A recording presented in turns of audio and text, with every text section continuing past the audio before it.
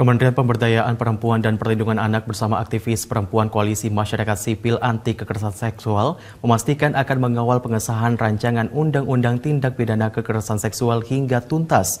Kehadiran rancangan Undang-Undang Tindak Pidana Kekerasan Seksual dinilai sangat mendesak mengingat tingginya kasus kekerasan seksual.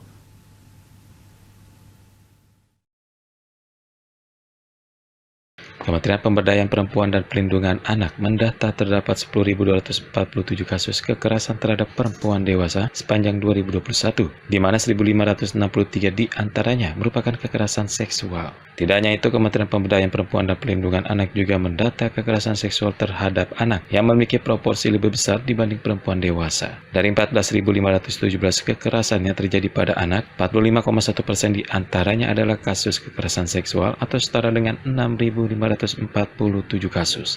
Deputi Perlindungan Hak Perempuan Kementerian Pemberdayaan Perempuan dan Perlindungan Anak Ratna Susianawati mengatakan, tingginya angka kekerasan tersebut diperkirakan jauh lebih besar dari data yang ada, mengingat tidak semua kasus dilaporkan.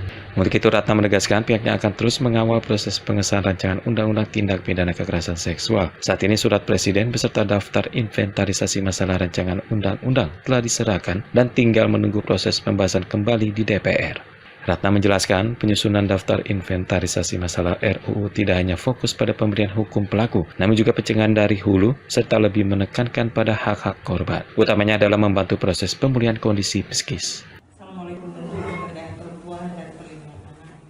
Karena juga banyak tentunya teman-teman aktivis, kemudian juga lembaga-lembaga layanan yang selama ini sudah melakukan praktek baik, dan ini yang harus kita bangun di dalam mekanisme penyelenggaraan layanan terpadu yang nanti tujuan akhirnya adalah memastikan bahwa kepentingan terbaik bagi korban itu bisa tertangani dengan cepat, tepat, dan akurat. Bagaimana menciptakan satu mekanisme di mana yang melakukan mobilisasi itu adalah layanannya, bukan korban.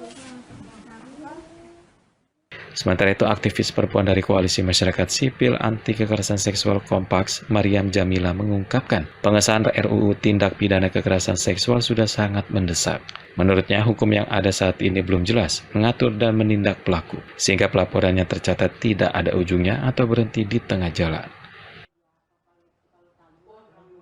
Perempuan-perempuan ini dan juga kelompok marginal lain yang mengalami kekerasan seksual nggak tahu mesti kemana, karena kalaupun mereka lapor ke polisi, polisi juga bingung karena pasalnya nggak ada, payung hukumnya nggak ada, atau hukum yang mengatur pembuktiannya nggak ada. Jadi kita perlu banget undang-undang penghapusan kekerasan seksual ini segera. Jamila berharap tidak akan terjadi lagi penundaan mengingat proses pengesahan RUU Tindak Pidana Kekerasan Seksual sudah berlarut sejak 2016. Menurut Jamila, setiap satu hari terlambatnya pembahasan RUU Tindak Pidana Kekerasan Seksual adalah hari-hari yang berpotensi terus bertambahnya korban kekerasan seksual.